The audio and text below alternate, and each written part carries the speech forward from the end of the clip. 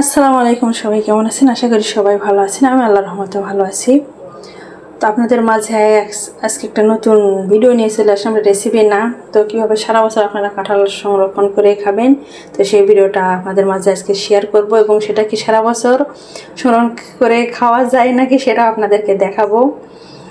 তো আজকে পুরো ভিডিওটা না দেখলে সবাই বুঝতে পারবেন না, তাই সবাইকে পুরো ভিডিওটা টেনে টেনে দেখবেন না, তো প্লাস করে দেখবেন, তাহলে বুঝতে পারবেন। আমি এখানে যে সব কিছু নিয়ে এখানে যে কাঁঠাল ভিডিও করবো, তো আগে থেকে এই জন্য এই যে আমি কাঁঠাল কিনতে এই যে তুলে নিয়েছি টপ ক্যামেরায়। আর এখানে একটা যে প্লেট নিয়েছি, এখানে যেখানে রেখে সারা বছর সংরক্ষণ করা যাবে সেটা নিয়েছি। এখানে এই যে আমি চিনিও নিয়েছি।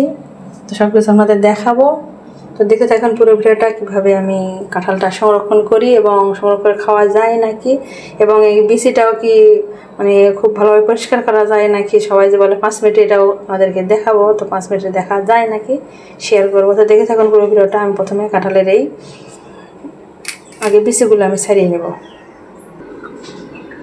তো এই যে এভাবে কিন্তু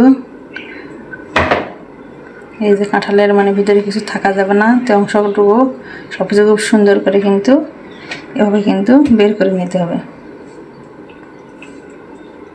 তো আমি 2 হাত লাগাচ্ছি না, কারণ দেখতে খারাপ লাগে অনেকটা সময়, এই জন্য 1 হাতেই তো খোলার চেষ্টা করতেছি। কারণ অনেকে পছন্দ করে না বাম হাতে, মানে 2 হাতে। আমাকে নিজেকে একটু লাগে, 2 হাতে কাজ করলে হাতে গ্লোভস পরতে হয়।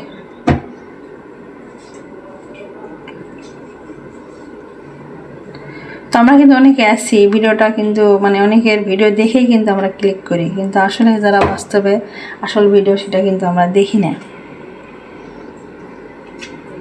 যারা সত্যিকারের ভিডিও সেটা দেখবেন। তো আমরা চাই না যে আপনারা আমার ভিডিও থেকে কোনো মানে উপকৃত হন, মানে কখনো ঠকাবো না কাউকে ইনশাল্লাহ। মানে এমন কোনো ভিডিও দিব না যে আপনারা ঠকে যান। তো এরকম যেরকম ফটো আছে, তো এগুলোও কিন্তু এতে তুলে নিতে হবে, মানে কিছুই থাকা যাবে না, সুন্দর করে এভাবে তুলে নিতে হবে।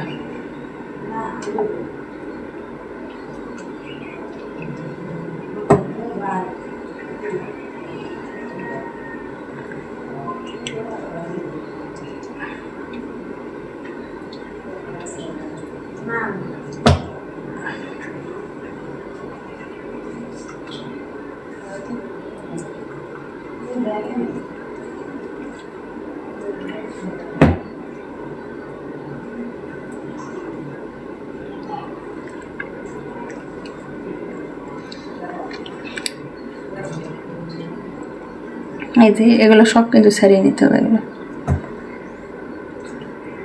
এগুলো কিছু থাকা যাবে না।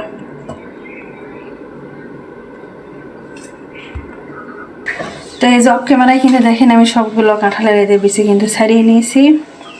আর এখানে এই যে বিচিটাও কিন্তু আমি এদের দিয়ে পরিষ্কার করে নিয়েছি এখানে অফ ক্যামেরায়। তো আপনাদেরকে একটা কথা বলি, তো এখানে বাটিও নিয়েছি, যেহেতু এই যে চিনি নিয়েছি, তো চিনিটা আমি চাচ্ছি না যে নষ্ট করতে।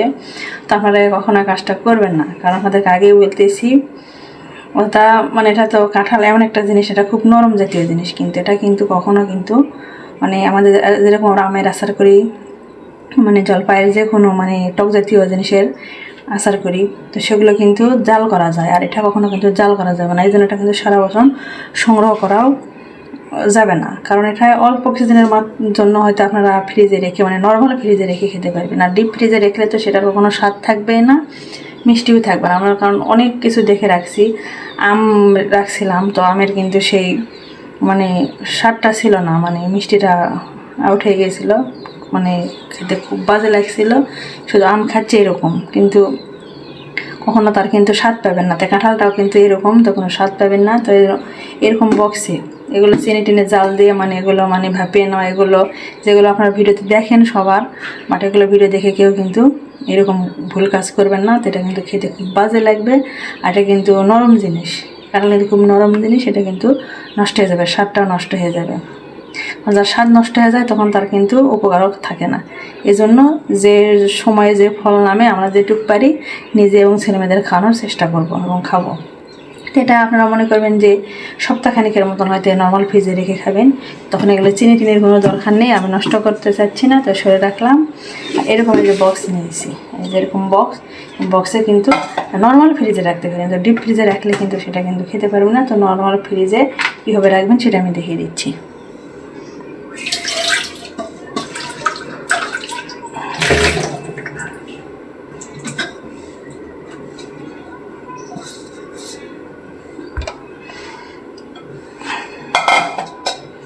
তো নর্মাল ফ্রিজে কিন্তু এভাবে বক্সে রেখে